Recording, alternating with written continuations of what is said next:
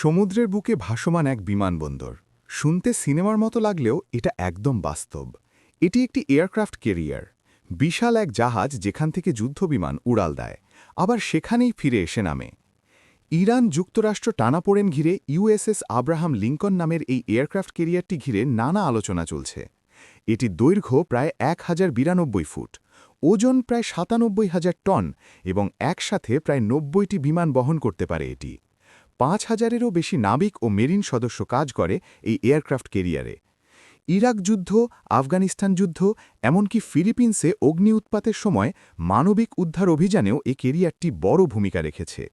আজকের ভিডিওতে কথা বলবো এয়ারক্রাফট ক্যারিয়ার কি, পৃথিবীর কোন কোন দেশে এয়ারক্রাফট ক্যারিয়ার আছে এবং সবচেয়ে বড় এয়ারক্রাফট ক্যারিয়ার কোনটি, এগুলো কিভাবে কাজ করে এবং সত্যিই কি সব দেশের এয়ারক্রাফট ক্যারিয়ার দরকার আছে। এয়ারক্রাফট ক্যারিয়ার হল এমন এক ধরনের নৌযান যেখান থেকে বিমান উড্ডয়ন করতে পারে এবং আবার সেখানেই অবতরণ করতে পারে। সহজ ভাষায় বললে এটি হচ্ছে সমুদ্রের বুকে একটা ভাসমান এয়ারফিল্ড। এই জাহাজের ফ্লাইট ডেকে থাকে শক্তিশালী ক্যাটাপোল্ট, যা কয়েক সেকেন্ডের মধ্যে বিমানকে আকাশে ছুড়ে দেয়। আবার অবতরণের সময় বিমানের নিচে থাকা বিশেষ হুক ডেকে লাগানো তারে আটকে গিয়ে বিমানকে থামিয়ে দেয়। 1910 সালে নভেম্বর মার্কিন বেসামরিক পাইলট ইউজিন অ্যালাই প্রথমবারের মতো একটি উড়োজাহাজের ডেক থেকে বিমান ওড়ান। এরপর 1911 সালে তিনি আবার সেই জাহাজে বিমান অবতরণও করান। এই পরীক্ষাগুলো থেকে আস্তে আস্তে তৈরি হয় এয়ারক্রাফট ক্যারিয়ার। প্রথম বিশ্বযুদ্ধের সময় ব্রিটিশ নৌবাহিনী তৈরি করে এইচএমএস আর্গাস, যেটাকে ধরা হয় প্রথম পূর্ণাঙ্গ ক্যারিয়ার। আর 1922 সালে জাপানের হোসো প্রথম ক্যারিয়ার, যেটা শুরু থেকেই এই উদ্দেশ্যেই ডিজাইন করা হয়েছিল।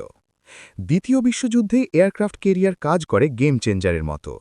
1941 সালের পার্ল হারবার হামলায় দুনিয়াকে দেখিয়ে দেয় এয়ারক্রাফট ক্যারিয়ার মানেই সমুদ্রের রাজা, এবং এই রাজা সমুদ্রে একা চলাচল করে না, তার সাথে বহরে থাকে অন্যান্য যুদ্ধজাহাজ, ডেস্ট্রয়ার, এমনকি সাবমেরিনও। দ্বিতীয় বিশ্বযুদ্ধের পর জেট বিমানের কারণে ক্যারিয়ারের ডিজাইনে বড় পরিবর্তন আসে, যেমন বড় ডেক, বাষ্পচালিত ক্যাটাপোল্ট আর কোনাকুনি ফ্লাইট ডেক। 1907 সালে যুক্তরাষ্ট্র চালু করে প্রথম পারমাণবিক শক্তিচালিত ক্যারিয়ার এন্টারপ্রাইজ। আজকের দিনে একটা দেশের এয়ারক্রাফট ক্যারিয়ার থাকা মানে একেবারে এলিট ক্লাবের সদস্য হওয়া। বিশ্বের সবচেয়ে বেশি এয়ারক্রাফট ক্যারিয়ার আছে যুক্তরাষ্ট্রে, যার সংখ্যা অন্যান্য সবগুলো দেশের এয়ারক্রাফট ক্যারিয়ার মিলিয়ে যত তার চেয়ে বেশি। যুক্তরাষ্ট্রের কাছে আছে 11টি, চীনের কাছে আছে 3টি, ভারত, ইতালি ও যুক্তরাষ্ট্রের আছে 2টো করে, ফ্রান্স, রাশিয়া ও স্পেনের আছে 1টি করে। ফ্রান্সের আছে শক্তিশালী নৌবিমান বাহিনী, স্পেন আর ইটালির কাছে আছে ছোট ক্যারিয়ার, চীনের আছে সোভিয়েত আমলের ডিজাইনে তৈরি করা ক্যারিয়ার, আর ভারত ব্যবহার করছে রাশিয়ান আর ব্রিটিশ উভয়ের ক্যারিয়ার। এখনও পর্যন্ত বিশ্বের সবচেয়ে বড় এয়ারক্রাফট ক্যারিয়ার হল ইউএসএস জেরাল্ড আর ফোর্ড। এর দৈর্ঘ্য 1106 ফুট, ওজন 1 লক্ষ টনেরও বেশি। 2017 সালে এটি যুক্তরাষ্ট্রের নৌবাহিনীতে যুক্ত হয়। এটাই এখনও পর্যন্ত সবচেয়ে আধুনিক ও সবচেয়ে বড় এয়ারক্রাফট ক্যারিয়ার।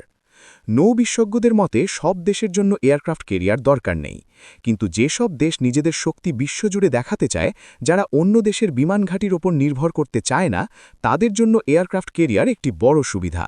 কারণ এয়ারক্রাফট ক্যারিয়ার মানেই নিজের সাথে আকাশ শক্তি নিয়ে চলা। এয়ারক্রাফট ক্যারিয়ার শুধু একটা জাহাজ নয়, এটা শক্তি, প্রযুক্তি আর রাজনৈতিক প্রতীক। যারা সমুদ্রের আধিপত্য চায়, তাদের জন্য এটি এখনও পর্যন্ত সবচেয়ে শক্তিশালী অস্ত্রের একটি।